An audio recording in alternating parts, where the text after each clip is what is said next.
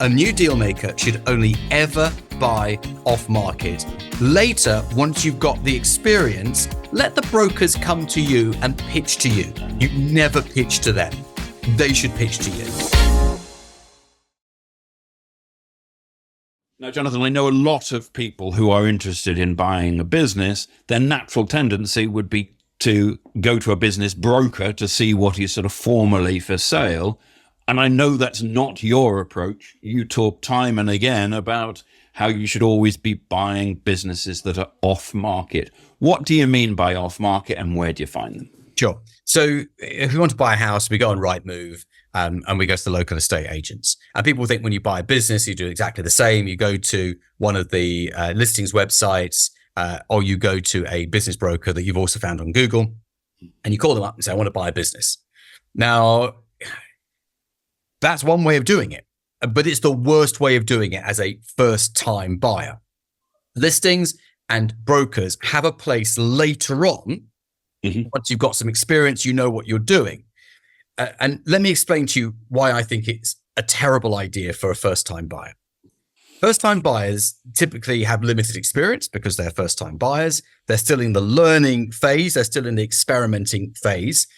And to go to a business broker who is a professional, has some expertise, definitely has experience at selling businesses, and you would go and negotiate with that individual, you're not going to come out of it well. So I'm looking after my clients, looking after my masterminders and saying, look, it's not a level playing field. You won't come out of it well, and you might get a deal that you later regret. You certainly won't get the best deal. The second thing is that the large business broker firms do have hundreds of inquiries a week. So they have to filter through these inquiries to find out who are the serious contenders and who aren't. So they have some very simple questions. Often it's put into a questionnaire that they would want you to complete before they even give you information on the business and talk to you about it. So they want to know things like, how much cash do you have available? Now, unless you have sold a business, sold a property, been an avid saver, or inherited from great Aunt Mary, you're probably not going to be sitting on a lot of cash. And quite frankly, business brokers like cash buyers. Why? Because it's a really simple deal. And number two, and this is me with my cynical hat on, the majority of businesses listed for sale by business brokers are not financeable. No third party, no lender would ever finance that acquisition. Therefore, it has to be a cash buyer. It's the equivalent of a house with Japanese knotweed, where you have to pay cash for it because you won't get a mortgage on it. So the broker knows they need someone with $500,000, $1 million, $2 million in the bank, who has potentially more money than sense, who will write a check to buy the business, because as soon as a bank, a lender looks at that business, they'll see all the flaws in it. They'll see all the flaws in the P&L, the balance sheet, and they'll say, no, we're not doing it. So I'll allow you to keep your cynical hat on for a minute, but I want to just probe that further. What sort of businesses are unfinanceable? Very small businesses, businesses depending upon the owner, businesses that have no assets, but an owner who's insistent on receiving all the money on day one, businesses that have a shrinking P&L. I'm actually talking about the majority of businesses here. Okay, that's perfect. I just wanted to clarify. It makes no difference to the broker to take that business on to their books, because the broker gets an upfront fee. Really, whether they sell it or not is irrelevant. They've already been paid. They don't care whether they sell it. Selling it is the icing on the cake. Yeah. But different stats floating around about 4 out of 5 businesses listed with brokers don't sell. I don't know whether that's true or not. Who knows? Who knows? They're private businesses. They're not obligated to tell anyone, which is absolutely fine. But that's why brokers like cash buyers. Now, I teach people not to be a cash buyer. Yes. Because cash buyers, first of all, are few and far between. And most people don't have the cash. So you've got to be more creative. And we have to use some funding. It could be funding from the owner of the business themselves. It could be funding from the cash in the bank. It could be funding from a third party, from assets, from real estate. It could be funding on the invoices. It could be funding on the cash flow. It could be funding on all these different things. But if you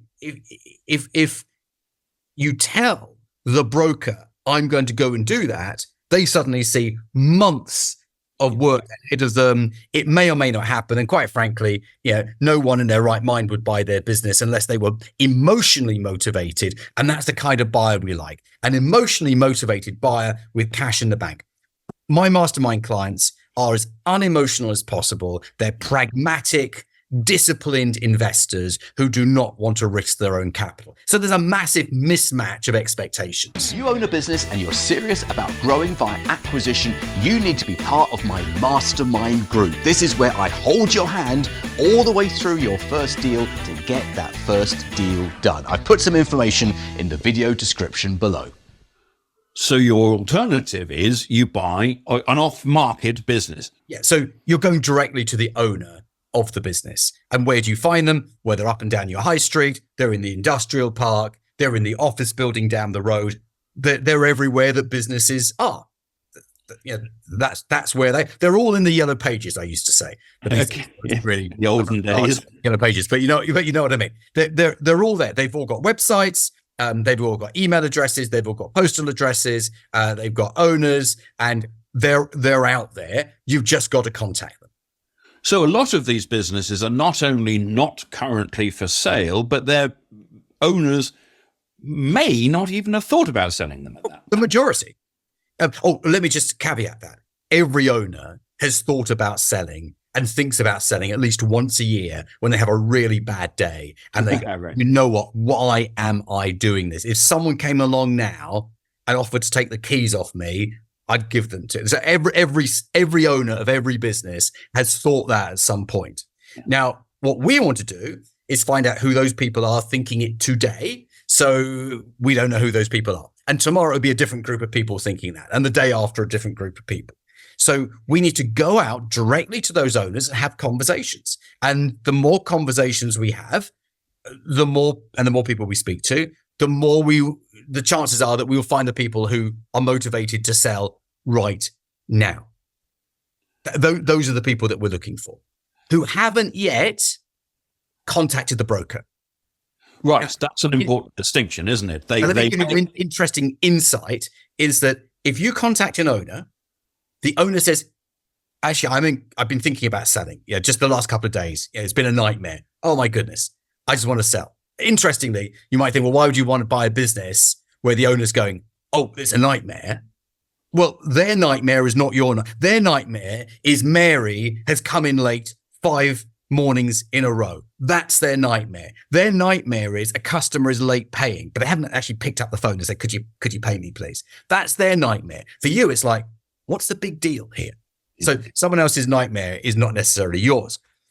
Now, what the interesting fact is that once you have spoken to that owner, if you don't follow up, if you don't proceed in any way, if you just drop the ball, and quite often business buyers drop the ball, they get distracted by another business, what will happen is that owner says, you know what, Jonathan really put an idea in my head here. Google, how do I sell my business? Oh my goodness. There's Mr. and Mrs. Business Broker. And of course, the Mr. and Mrs. Business Broker promised them that they're going to sell their business for a fortune. And they go and list with the broker. 3 months later, you think, well, maybe I missed a trick with that business owner I spoke to. I'll go back to them. You go back to them and say, I've listed with a broker now. And then you're back where you started with a seller with unrealistic expectations put in their head by the broker, a broker wanting proof of funds, which is what we call, show us how much money is in your bank. They often ask you to actually send over your bank statement. Blimey. I mean, that separates, as far as they're concerned, the tire kickers, the time wasters, from the people who are serious about buying a business. And I would never let any of my clients do that. No, absolutely not. So off-market businesses are businesses all around us. We're contacting them by letter, by phone call, by direct mail. We are... Some ways are better than others, but yes. And we are basically saying we are looking for businesses like yours to buy, or we're looking for a business in your sector to buy. Absolutely. And there are ways of phrasing it so that you don't come across as needy or desperate. There are ways of phrasing it to show that you're not sitting on millions of pounds to spend and their expectations need to be reasonable. So there's different ways of approaching this. But if you approach them in the right way, and then you have the conversation in the right way, and then you have the meeting in the right way. Because I do come across people who say, "Oh, Jonathan, I was inspired by your podcast, and I've sent out some letters." All right, so what are you going to say to those people once they reply? And then when you arrange a meeting with them, and their accountant is sitting one side of them, and their lawyer is sitting the other side of them, how do you think you're going to fare in that meeting if you've never done this before without any preparation? You don't have a script for the meeting. You don't have an agenda for the meeting. I mean, it just doesn't work, which is why I'm banging the drum about the internet is a great source of inspiration, but it's a terrible source of the correct and clear information you need to buy a business. Absolutely. Absolutely. Final thoughts then. What you're saying is new deal maker should only really ever buy off market. 100%. A new deal maker should only ever buy off market. Later, once you've got the experience, let the brokers come to you and pitch to you. You never pitch to them. They should pitch to you.